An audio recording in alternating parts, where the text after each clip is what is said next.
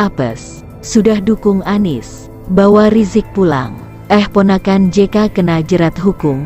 Penulis, Niha Alif. Naiknya Anies di kursi DKI 1 tak luput dari peran JK.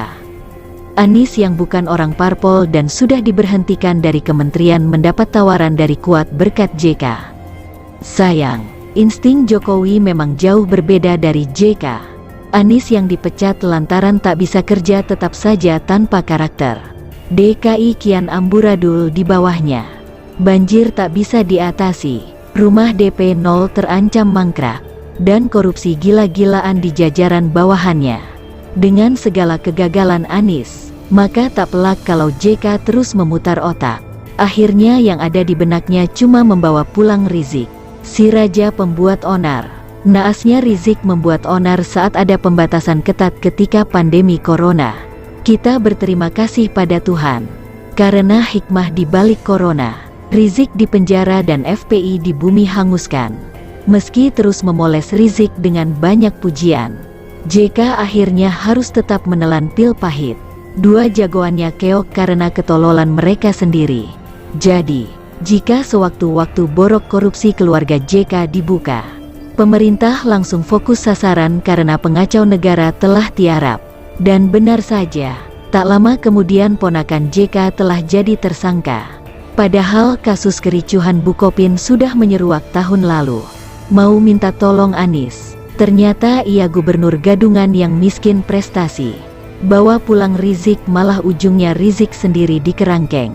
Satu kata untuk Pak Tua, apes. Sebelumnya diberitakan katadata.com, Badan Reserse Kriminal, Bareskrim, Polri dikabarkan menetapkan mantan Direktur Utama PT Bosowa Korporindo Sadikin Aksa sebagai tersangka dalam perkara tindak pidana sektor jasa keuangan. Dari surat kepolisian yang beredar, putra pengusaha Aksa Mahmud ini diduga mengabaikan dan atau tidak melaksanakan perintah tertulis Otoritas Jasa Keuangan, OJK, terkait PT Bank Bukopin terbuka.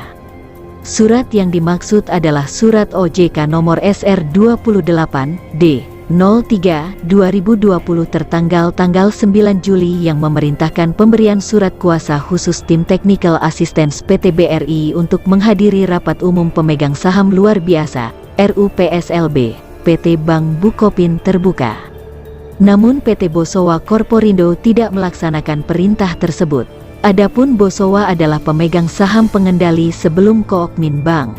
Sedangkan Direktur Tindak Pidana Ekonomi Khusus, Tipideksus, Bareskrim Brigjen Pol Helmi Santika tidak membantah atau mengiyakan konfirmasi katadata.co.id soal penetapan tersangka. Ke Divisi Humasya, ujarnya lewat pesan singkat, Rabu, 10/3. Sejak Mei tahun 2018. Bank Bukopin telah ditetapkan sebagai bank dalam pengawasan intensif oleh OJK karena masalah tekanan likuiditas. Tekanan semakin memburuk sejak Januari hingga Juli tahun 2020 hingga otoritas memberikan perintah tertulis itu.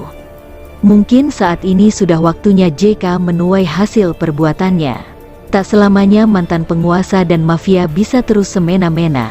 Seperti kata Anas ketika dizolimi SBY, bahwa masuknya ia ke penjara adalah halaman pertama dari karma yang akan ia tunjukkan ke SBY. Sekarang kita tahu halaman-halaman lain yang menimpa Cikeas.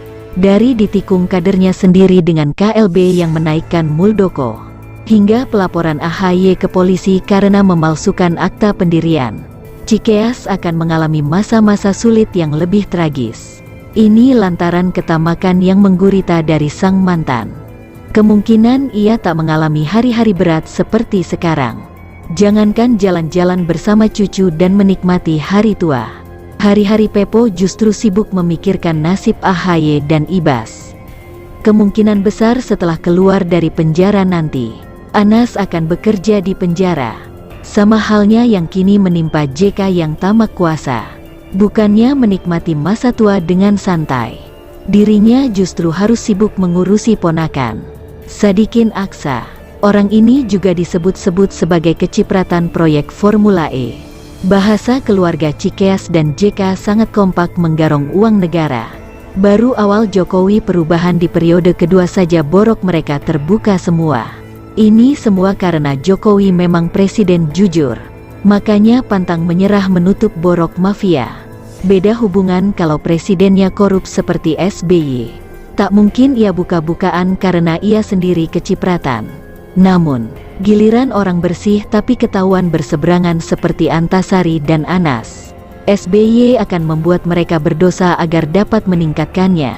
Di zaman Jokowi tidak ada lagi kriminalisasi. Mereka yang masuk bui karena memang asalnya kriminal. Jokowi adalah hadiah dari Tuhan, agar Indonesia bebas dari para penyamun.